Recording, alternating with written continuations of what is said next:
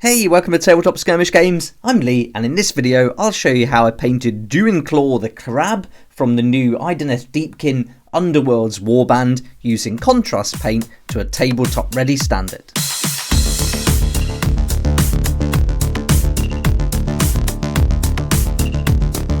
Here's our model all ready to go, and in this video we're going to paint it to a tabletop ready standard, and I recommend using the contrast undercoat Wraithbone to prime your model. I'm going to be using mostly contrast paints throughout this video, and we'll use a couple of layer paints too, but it'll be mostly contrast. The brush I can recommend is an Army Painter Wargamer character brush, but I do use the Kolinsky synthetic brush size number 2 a lot now, and this is my favourite brush at the moment.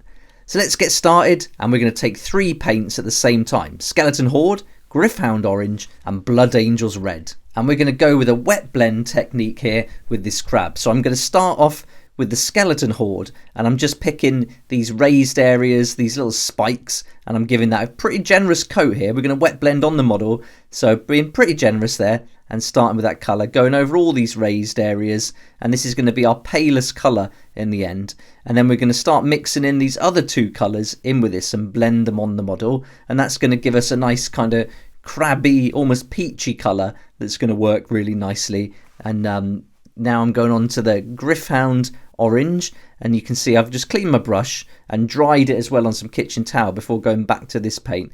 And now I'm just dotting that in, and then I'm letting that paint just pool for a moment and just mix together with the contrast Skeleton Horde that we've just put on before that. And then I'm just working my way up the model and then just giving that a little mix together, and then just using my brush to feather it round. And I'm being pretty free here with how I'm doing this. I'm not trying to be precise, I'm just trying to have fun with it and let the paint do the work, let it blend together, and then just move it around. The great thing with a contrast paint is when you're using it like this, there's quite a bit of paint on there, and that's not going to dry quickly at all, so you've got loads of time to work with it.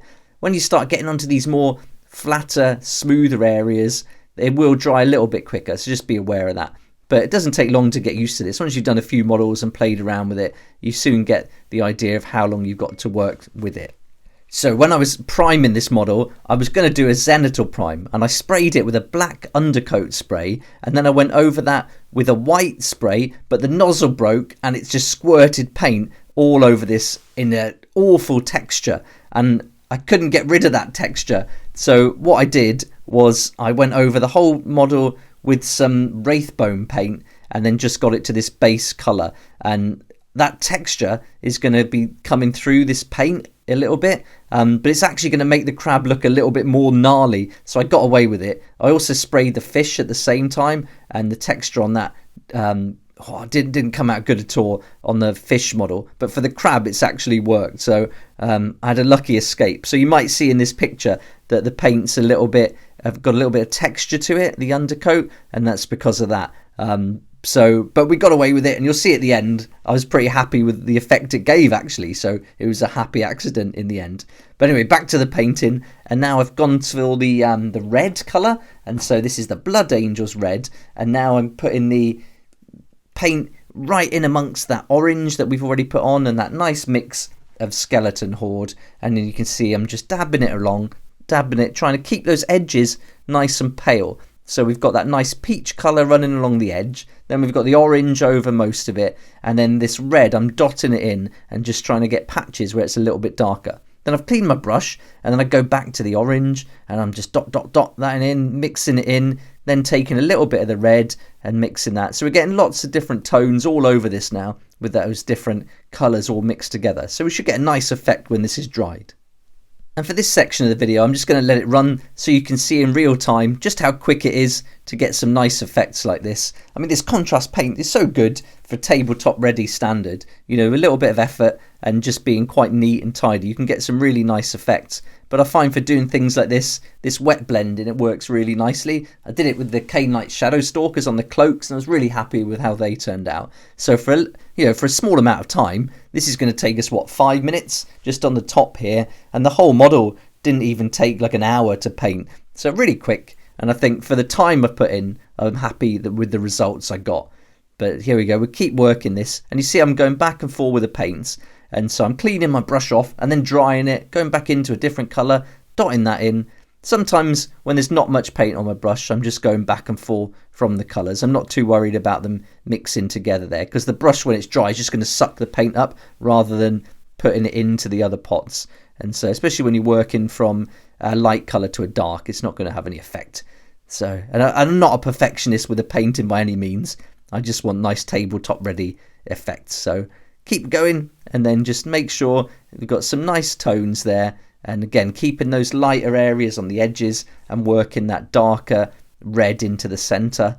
And then just keep going back and forth. Again, you've got loads of time when it's wet like this to keep playing around with it. And then once you're happy, the key is just to leave it and don't go back after a couple of minutes and try and play around with it. Because once that paint starts drying, you don't want to start going over it again, because it will leave like little stains. But there we are. That's pretty much all I'm going to do with this now. And it looks pretty wet, but the key is just to leave it. Leave it now. Trust the paint to do its job. And then when that's dried, we'll get a nice crab effect. I did the same effect on the back on that tail, but I just left a little bit more of that skeleton horde come through on the edges, and that gave us a nice highlight there. And now we're going to go on to the claw, and this I did a little bit different to the top. So with this one, I went with skeleton horde in these little bits between the two shells, or 3 bits of shells, but then for the rest of it, I went with a complete coat all over. But I tried to get a bit more paint in those recesses, just because to give us a bit more of a darker colour in there. And then I go all over it with the skeleton horde, giving it a nice generous coat, not swamping it, but enough so that it's going to be wet and not dry really quickly. And then once that's still wet, I go to the orange, and then I just start dotting it on and dotting it in. And again, I'm trying to leave that skeleton horde around the edges to get a nice highlight. And so just working that in, dappling it along, dotting it in, and then just leaving those edges and the tips of the claw. I want those to be that lighter colour. So just working that in, then go in with the red. Again, it's all wet still, and we're just wet blending on the model. Just mix it in together until you're happy with all the different colours you're going with. And this is where you can start seeing that texture I was talking about earlier now. And for what could have been a disaster on any other model, I think I got away with it here. And I think it's actually improved the look of it and made these claws a lot more gnarly than they were going to be originally. Rather than having them super smooth, they almost look like they've got like barnacles and things growing on them.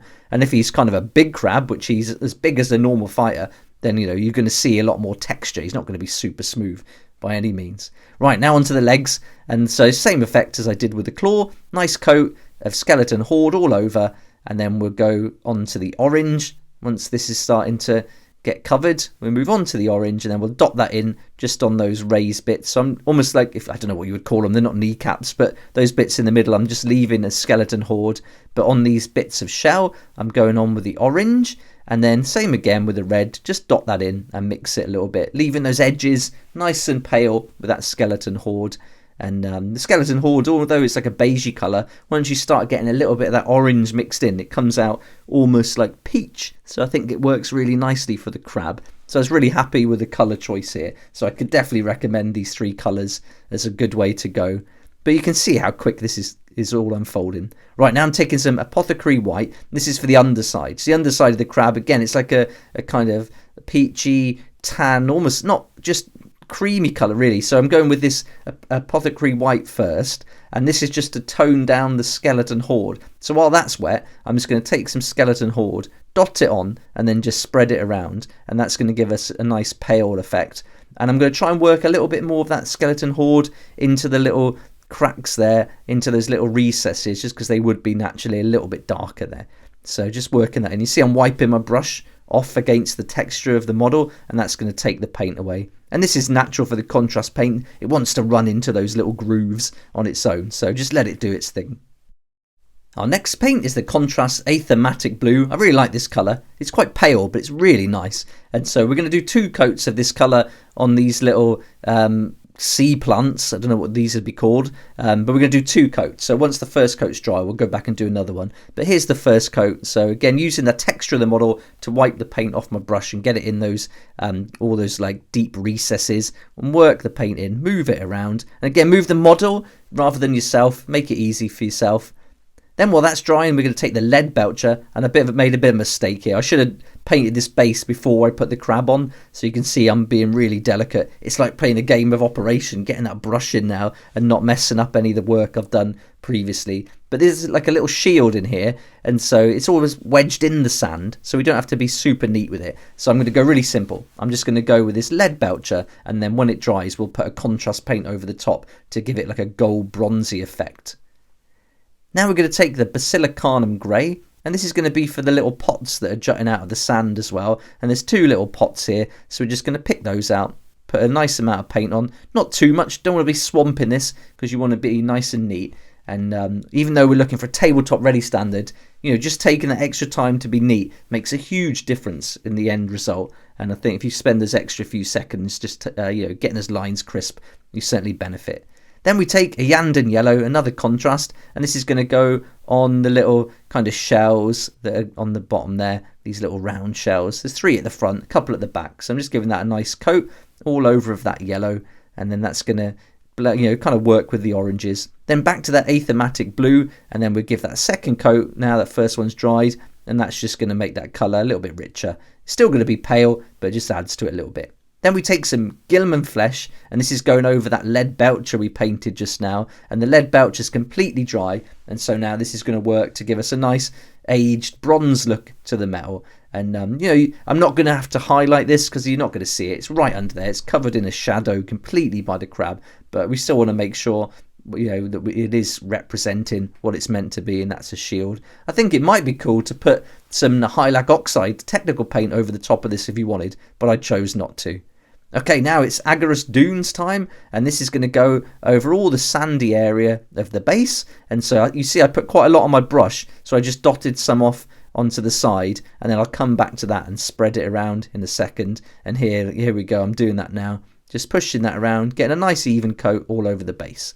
Then when it's still wet, I'll take some warp lightning. I'm just going to dot a little bit in and run a couple of little tiny little streaks just to break up that rich golden yellow, and just you know, you expect to see some green, some bits of seaweed maybe at the bottom, and so I'm just suggesting that. I'm not trying to paint it to any level of detail at all, just trying to get that colour to blend in with that rich gold from the Agarus Dunes.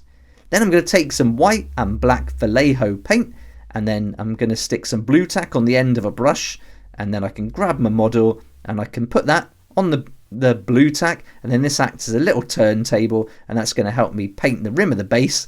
And so with a mix of 3 parts black to 1 white, we get this nice dark grey, and I'm going to use that dark grey all around the base. And I'm trying to keep myself painting and my brush in the same position, but I'm almost moving the model at the same time as I'm painting as a little turntable, and this makes it so much easier, gives you a lot more control, and you can get some nice crisp lines. Now I forgot the eyes, so it's black Templar contrast paint, and I'm just going to paint those eye stalks with that, and then once that's dry we can go back to it and do a little finishing touch. So just be really careful here, keep moving that model, make it really easy for yourself, and then just give that nice coat. Then we'll take some of that white on its own, and just really carefully for the finishing touch, just 1 little dot on the end of each stalk, and that's going to be our model complete. And there he is, DUINCLAW from the Underworld Idoneth Deepkin Warband, fully painted with mostly contrast paints to a tabletop ready standard. I'm really happy with how he turned out, even with that accident with the spray can, the primer. I think that texture actually helped to give him a little bit of a gnarly look. So sometimes things don't always go to plan, but we can sometimes get away with it too. So I was pretty lucky here. And here on that claw, you can really see the texture that paint's left behind. But I think it's worked. So yeah, I'm happy. And from a distance on the tabletop, you can't even see. And here's another angle. And so you can see how those colours have all blended together. And when they dry, they're really rich now. But I really like this back piece. I think that tail came out nice. Just leaving that little edge of that skeleton horde coming through really worked well. And here he is next to his fish friend. And again, that fish, that texture didn't work so well on the fish. I don't think I've got away with it there quite so well. But from a distance, you'll never know. And if you want to find out more about Elathain's Soulraid, the warband for Diachasm, I did an unboxing video, and that's on the channel too. So you can see exactly what's included in the set. I'll list all the paints I use in the description below and put a link to Element Games where you can pick them up and save yourself up to 20%. There'll be an affiliate link, but it won't cost you anything extra. In fact, you save that money on all your game products, and for every sale made through that link, I get a small commission, and that's going to help me do loads of videos like this. And so thanks so much for supporting the channel. It's brilliant, and I really appreciate it.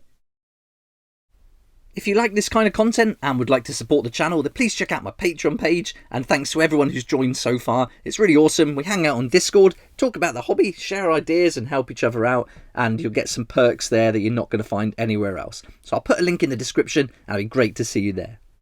I hope you enjoyed the video and that this gave you some ideas of how you can do some wet blend techniques with your miniatures, and I was really happy with how it turned out. I had a great fun doing it. I think doing this kind of technique's really free, and you can just be really free with your brush strokes and really enjoy the whole process. But thanks so much for watching.